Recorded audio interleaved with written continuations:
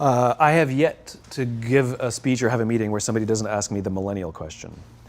What's the millennial question? Apparently, millennials as a generation, which is a group of people who were born approximately 1984 and after, are tough to manage. And they're accused of being entitled and narcissistic and self-interested, unfocused, lazy. But entitled is the big one. And because they confound leadership so much, what's happening is leaders are asking the millennials, what do you want? And millennials are saying, we want to work in a place with purpose, love that. We want to make an impact, whatever that means. We want free food and beanbags. And so somebody articulates some sort of purpose, there's lots of free food and there's beanbags, and yet for some reason, they're still not happy. And that's because they're missing, there's a missing piece. What I've learned is that I can break it down into 4 pieces, right? There are four things, 4 characteristics. One is parenting, the other one is technology, the third is impatience, and the fourth is environment. The generation that we call the millennials, too many of them grew up subject to, not my words, failed parenting strategies, where, for example, they were told that they were special all the time. They were told that they could have anything they want in life, just because they want it, right?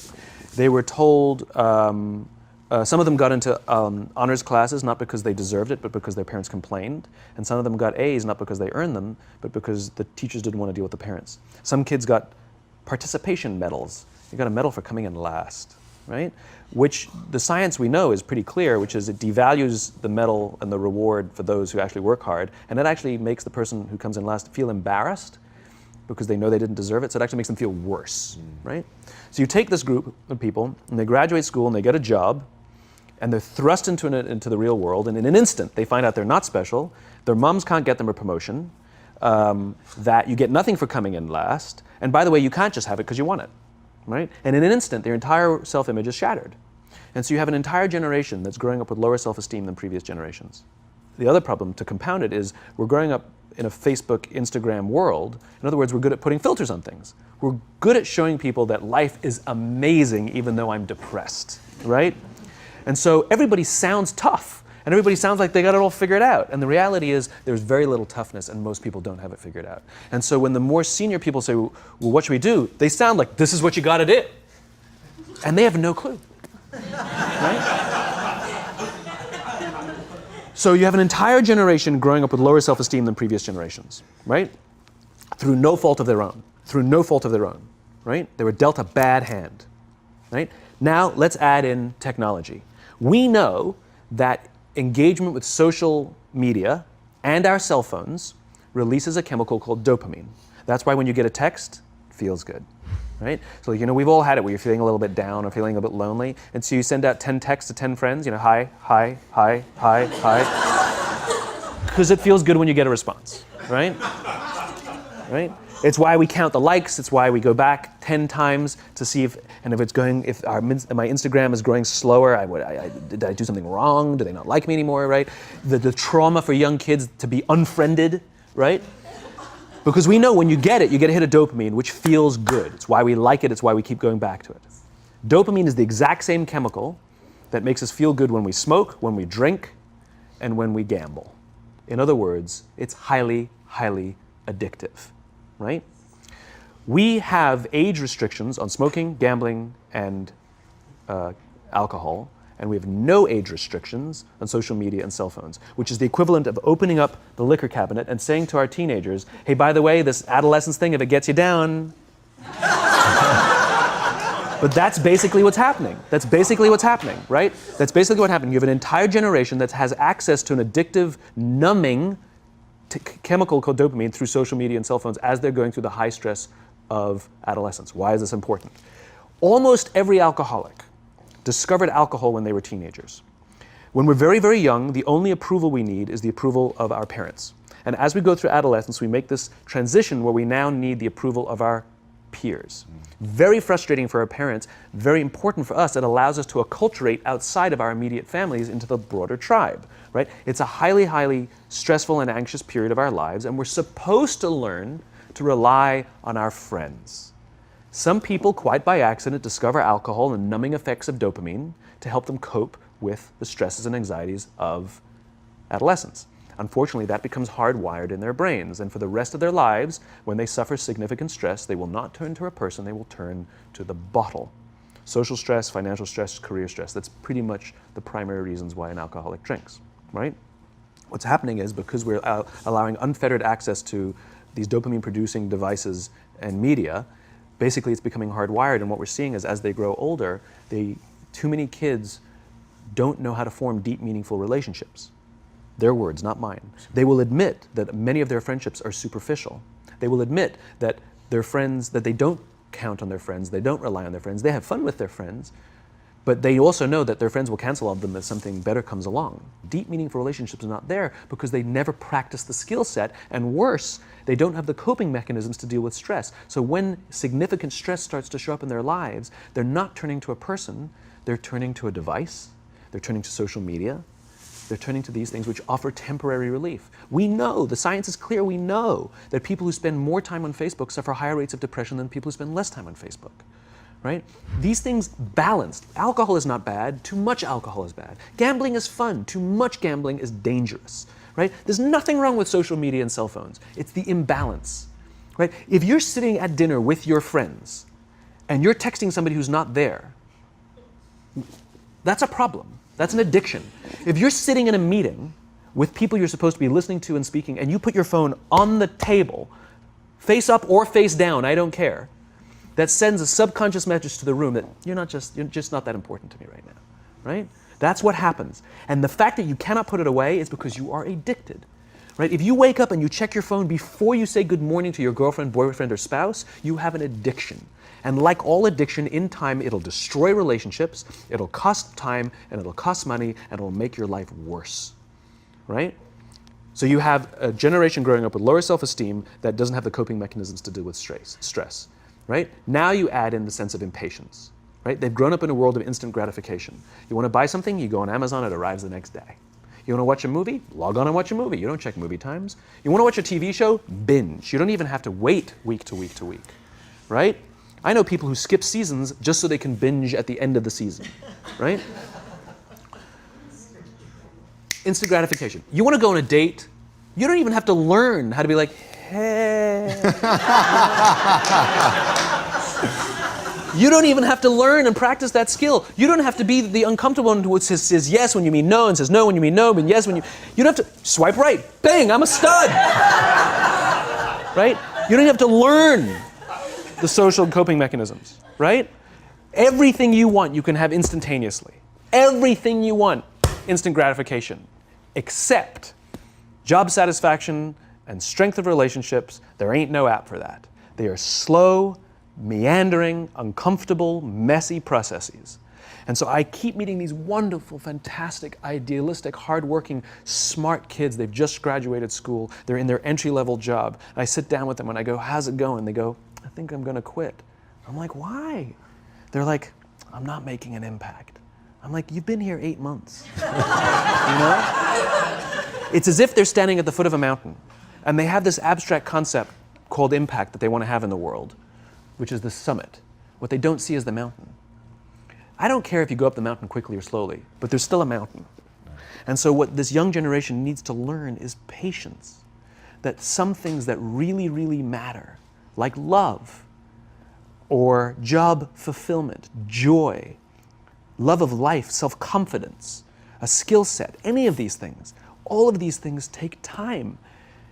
Sometimes you can expedite pieces of it, but the overall journey is arduous and long and difficult. And if you don't ask for help and learn that skill set, you will fall off the mountain, or you will, the worst case scenario, and we're already seeing it, the worst case scenario is we're seeing an increase in suicide rates, we're seeing an increase in this generation, we're seeing an increase in accidental deaths due to drug overdoses, we're seeing more and more kids drop out of school or take leaves of absence due to depression, unheard of. This is really bad. The best case scenario Those are all bad cases, right? The best case scenario is you'll have an entire population growing up and going through life and just never really finding joy. They'll never really find deep fulfillment in work or in life. They'll just waft through life and it'll be just, it's fine. How's your job? It's fine. It's the same as yesterday. How's your relationship? It's fine. Like that's the best case scenario, which leads me to the fourth point, which is environment, which is we're taking this amazing group of young, fantastic kids who were just dealt a bad hand. It's no fault of their own. And we put them in corporate environments that care more about the numbers than they do about the kids. They care more about the short-term gains than the long-term life of this young human being. We care more about the year than the lifetime, right? And so we are putting them in corporate environments that aren't helping them build their confidence, that aren't helping them learn the skills of cooperation, that aren't helping them overcome the challenges of a digital world and finding more balance, that isn't helping them overcome the need to have instant gratification and teach them the joys and impact and the fulfillment you get from working hard on something for a long time that cannot be done in a month or even in a year. And so we're thrusting to them in corporate environments, and the worst part about it is they think it's them. They blame themselves. They think it's them who can't deal. And so it makes it all worse. It's not. I'm here to tell them it's not them. It's the corporations, it's the corporate environments, it's the total lack of good leadership in our world today that is making them feel the way they do. They were dealt a bad hand, and I hate to say it, but it's the company's responsibility. Sucks to be you, like we have no choice, right? This is what we got, and I wish that society and their parents did a better job. They didn't. So we're getting them in our companies, and we now have to pick up the slack. We have to work extra hard to figure out the ways that we build their confidence. We have to work extra hard to find ways to teach them the social skills that they're missing out on. There should be no cell phones in conference rooms. None. Zero. And I don't mean the kind of like sitting outside waiting to text. I mean like when you're sitting and waiting for a meeting to start, this is what we all do. We all sit here and wait for the meeting to start. Meeting starting? Okay. And we start the meeting. No, that's not how relationships are formed. Remember we talked about it's the little things? Relationships are formed this way. We're waiting for a meeting to start and we go, how's your dad? I heard he was in the hospital. Oh, he's really good. Thanks for asking. He's actually at home now. Oh, I'm really glad. That was really amazing. I know, it was really scary for a while. That's how you form relationships. Hey, did you ever get that report done? Oh my God, no, I didn't. I'll help you out. Can I help you out with that? Really? That's how trust forms. Trust doesn't form at an event in a day. Even bad times don't form trust immediately. It's the slow, steady consistency. And we have to create mechanisms where we allow for those little innocuous interactions to happen. But when we allow cell phones in conference rooms, we just, okay, have the meeting. And then my favorite is like when there's a cell phone there and you go like this, you go. It rings and you go. I'm not going to answer that. Like, Mr. Magnanimous, you know? When you're out for dinner with your friends, like, I do this with my friends. When we're going out for dinner and we're leaving together, we'll leave our cell phones at home. Who are we calling? Maybe one of us will bring a phone in case we need to call an Uber or take a picture of our meal. Goes without saying, come on.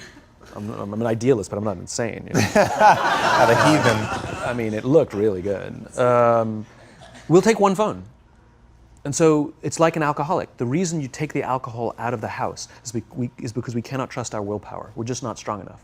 But when you remove the temptation, it actually makes it a lot easier. And so when you just say, don't check your phone, people literally will go like this. And somebody will go to the bathroom, and what's the first thing we do? Grab the phone, because I wouldn't want to look around the restaurant for a minute and a half, you know? But if you don't have the phone, you just kind of enjoy the world. And that's where ideas happen. The constant engagement is not where you have innovation and ideas. Ideas happen when our minds wander and we go, and you see something, I bet they could do that. That's called innovation, right? But we're taking away all those little moments, right? You should not, and none of us should charge our phones by our beds. We should be charging our phones in the living rooms, right? Remove the temptation. You wake up in the middle of the night because you can't sleep, you won't check your phone, which makes it worse. But if it's in the living room, it's relaxed, it's fine. But it's my alarm clock. buy an alarm clock. They cost $8, right? I'll buy you an alarm clock, right? But the point is we now, in industry, whether we like it or not, we don't get a choice. We now have a responsibility to make up the shortfall and to help this amazing, idealistic, fantastic generation build their confidence, learn patience, learn the social skills, find a better balance between life and technology. Because, quite frankly, it's the right thing to do. Simon, thank you so My much pleasure. for coming on. My pleasure. Thanks for having me. Thank you for coming. That was incredible. Absolutely amazing. Where can they find you? It's ironic, isn't it? Well, you can find me on social media. When you're not in a meeting. So yeah, I'm in all the usual places. But I will tell you one thing. So I have a new book coming out in September. It's a thinly veiled plug, but You've made them very happy. But what's special about it is I wanted to produce something that no digital format could reproduce. Interesting. And so it's an illustrated quote book. It's beautifully illustrated. I was very sort of pushy about this, that I didn't want the illustrations done on a computer. They were done by hand. There's a song, Aloe Black, the singer, the Grammy-nominated singer, the book is called Together is Better, and he gave me a song that goes with it. And the music is at the back of the book, and it's actually, the lyrics are in his handwriting. It's actually his handwriting. And here's the best part. The book is scented. We scented it with a custom scent made by this amazing company called 1229, and they designed for me the scent of optimism. All right. So you smell the pages, and they smell like optimism, right? And the thing that I love about this is I can't do that in any ebook format. I wanted to create something that you had to physically engage with, and it's designed to be given as a gift. The first page says to, from, because I wanted it to be given as a gift to someone you want to say thank you for inspiring you, or to give to someone you wanted to inspire. It was designed to promote this physical interaction and engaging with the real world. So I'm really proud of it. It's incredible, man. Super unique. Yeah, it's fun. I hope it does smashingly well, as your other books have, and have given so much to people, and it's just really, really been incredible. And what you shared with us today, man, honestly. Thank you. Absolutely wonderful. Appreciate it. Thank you very much. So much. Truly, thank you for having me.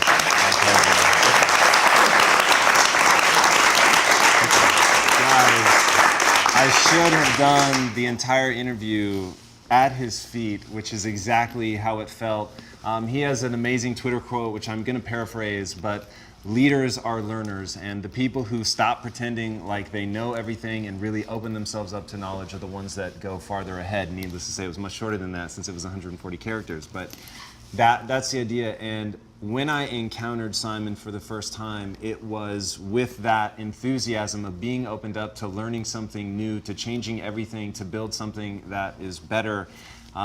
Knowing why you're doing what you're doing is so critical, and just the human way in which he approaches the world and the connection, and hearing that today in front of this audience and seeing everybody in rapt attention and talking about putting the cell phones aside and really remembering to connect. I think that is just incredibly, incredibly important. So Simon, thank you again so much for sharing with us. My pleasure. Thank you very much. Really beautiful. Thank you.